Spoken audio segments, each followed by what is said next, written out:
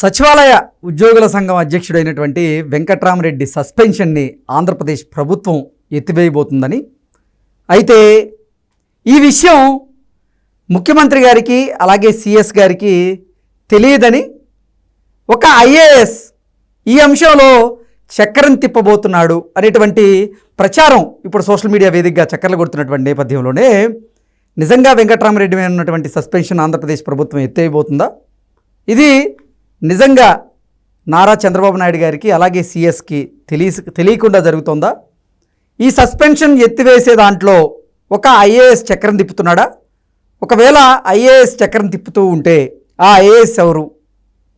అసలు ఈ సంఘాలన్నీ రద్దు కాబోతున్నాయా అనేది మనం విశ్లేషణ చేసుకునేటువంటి ప్రయత్నం అయితే చేద్దాం. ప్రస్తుతం మనతో పాటు ఉన్నారు ప్రముఖ రాజకీయ విశ్లేషకులు, ప్రముఖ సీనియర్ జర్నలిస్ట్ సిఎస్ రావు గారు. సార్తో మాట్లాడదాం. సార్ నమస్తే. సార్ నమస్తే. వెంకట్రామరెడ్డి గారి మీద ఉన్నటువంటి సస్పెన్షన్ని ఆంధ్రప్రదేశ్ ప్రభుత్వం ఎత్తివేయబోతుందని, అయితే ఈ విషయం మాత్రం ఆంధ్రప్రదేశ్ ముఖ్యమంత్రి వర్యులు చంద్రబాబు గారికి అలాగే సిఎస్ గారికి తెలియదని, ఒక ఐఏఎస్ ఈ అంశంలో చక్రం తిప్పుతున్నారు అనేటువంటి ప్రచారం అయితే సోషల్ మీడియాలో పెద్ద ఎత్తున ఊపందుకుంది. పెద్ద ఎత్తున సోషల్ మీడియాలో ఊపందుకోవడం కాదు, ఒక ఐఏఎస్ ఫైల్ మూవ్ చేశారు అనేది సచివాలయ ఉద్యోగుల్లో పక్కాగా జరుగుతున్నటువంటి చర్చ. ఓకే, ఆ ఐఏఎస్ ఎవరు సార్? ఐఏఎస్ ఎవరు అంటే మళ్ళీ అక్కడికి వస్తుంది, జిఏడి దగ్గరికి. లేదంటే ఇంకా ఇప్పుడు పంచాయతీరాజ్ ఆయన ఇప్పుడు వెంకట్రామరెడ్డి సచివాలయ ఉద్యోగుల అధ్యక్షుడు, జగన్మోహన్ రెడ్డి గారు ముఖ్యమంత్రి కాగానే ఆయన అధ్యక్షుడు అయిపోయారు. అధ్యక్షుడు అయి చక్రం తిప్పారు.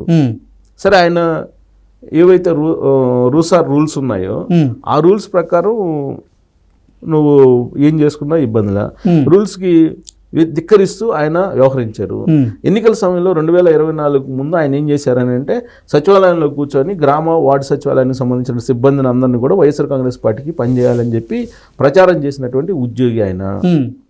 అంతేకాకుండా ఈయన డైరెక్ట్గా క్షేత్రస్థాయిలోకి వెళ్ళి వైఎస్ఆర్ కాంగ్రెస్ పార్టీకి అనుకూలంగా ఉద్యోగ సంఘాలని లేదంటే ఆర్టీసీకి సంబంధించినటువంటి యూనియన్స్ని తిప్పేదానికి ప్రయత్నం చేశారు. ఆ క్రమంలో కడప జిల్లాకి వెళ్ళారు. కడప, బద్వేలు అక్కడికి వెళ్ళారు. అక్కడికి వెళ్ళి చంద్రయ్య అనేటువంటి ఒక కడప జిల్లాకు సంబంధించిన ఆర్టీసీ ఉద్యోగిని తీసుకొని ఆయన ఆధ్వర్యంలో అక్కడికి వెళ్ళి వైఎస్ఆర్ కాంగ్రెస్ పార్టీకి అనుకూలంగా ప్రచారం చేశారు. దాని మీద కంప్లైంట్ వెళ్ళింది. ఎన్నికల కమిషన్ పరిశీలించింది. ఎన్నికల కమిషన్ సస్పెన్షన్ వేసింది. ఆ రోజున సీఎం ఆఫీస్లో ఉన్న ధనుంజయ రెడ్డి గారు కానీ, సజ్జల రామకృష్ణారెడ్డి గారు కానీ, ఆ రోజున ఉన్నట్టు సిఎస్ జవహర్ రెడ్డి గారు కానీ ఆయన కాపాడాలని ప్రయత్నం చేశారు. కానీ ఎన్నికల కమిషన్ ఆయన సస్పెండ్ చేసింది.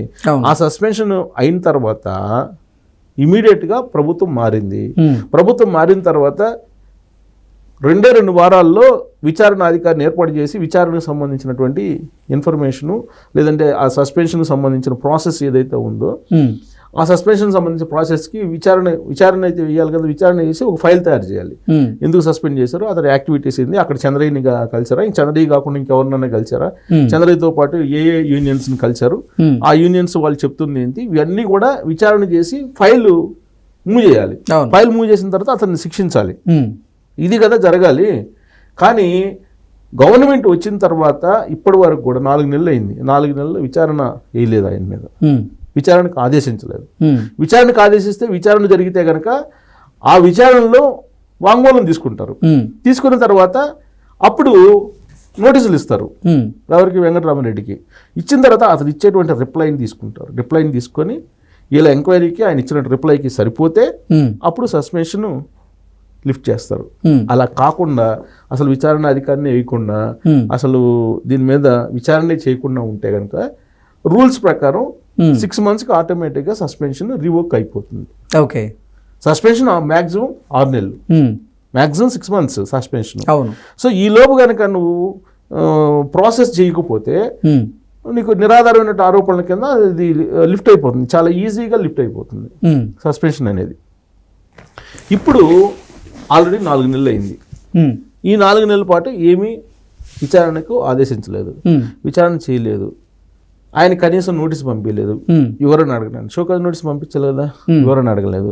వివరణ అడగకుండా కాముగా ఉన్నారు. సో ఇప్పుడు ఈయన మీద సస్పెన్షన్ జరిగింది ఇప్పుడు మేలో. అవును, మేలోను మార్చిలోను, ఏప్రిల్లో మార్చిలోను. ఇంకొక నెల ఉంది టైం. ఇంకొక నెల 20 రోజులు నెల ఉంది.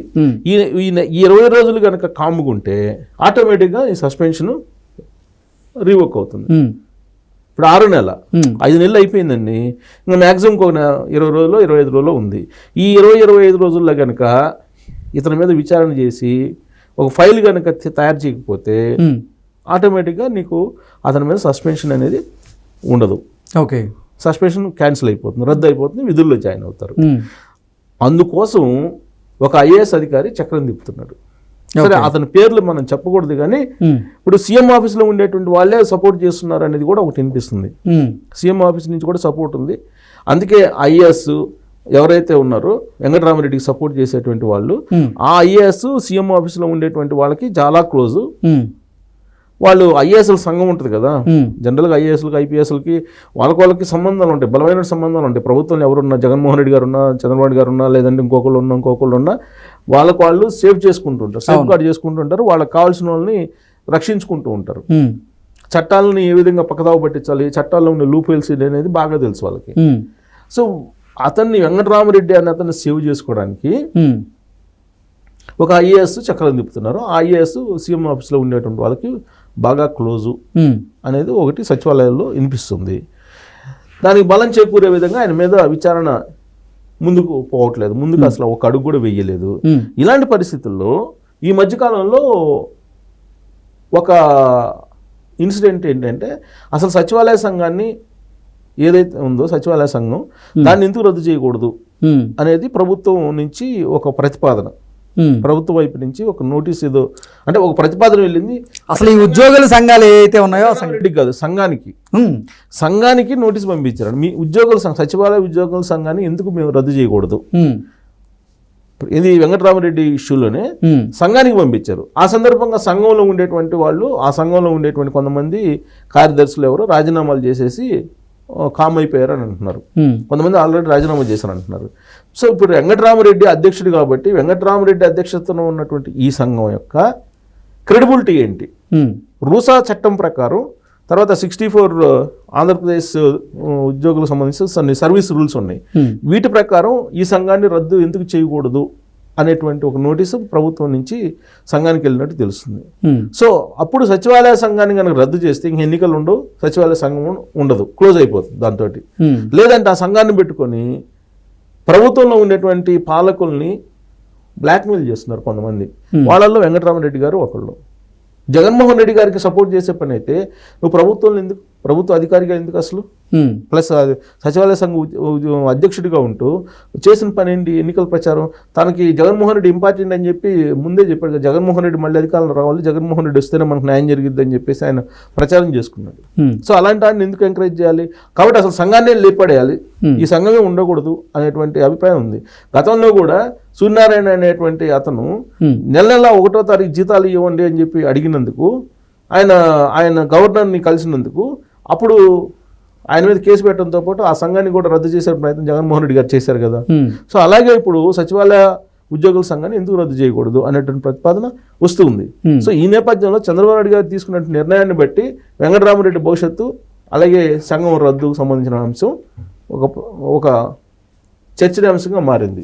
అసలు ఉద్యోగ సంఘాలనే రద్దు చేయాలనేటువంటి ప్రతిపాదన కూడా ఉంది. ఇప్పుడు తెలంగాణ ప్రభుత్వం చేస్తున్న అటు ఆంధ్రప్రదేశ్ ప్రభుత్వం కూడా కొంతమంది ప్రతిపాదనలు ఉన్నాయి. ఆ సంఘాలను రద్దు చేస్తే తప్ప దాదాపు 1000 మంది ఉద్యోగాల్లో చేయకుండా పని చేయకుండా జీతాలు తీసుకుంటున్నారని ఈ సంఘాల పేర్లు చెప్పి ఆఫీస్ బేరర్స్గా అనేది కూడా ఒకటి ఉంది. కాబట్టి ఈ సంఘాలు రద్దు చేయటమే మార్గం. వెంకటరామరెడ్డిని సస్పెన్షన్ సంబంధించి కనుక అది రివోక్ అయ్యేంత వరకు కనుక ఉంటే కనుక ఈ ప్రభుత్వం ప్రజల ముందు ఒక రకంగా తలదించుకోవాల్సిన పరిస్థితి ఏర్పడుతుంది. Okay sir, thank you so much. Thank you.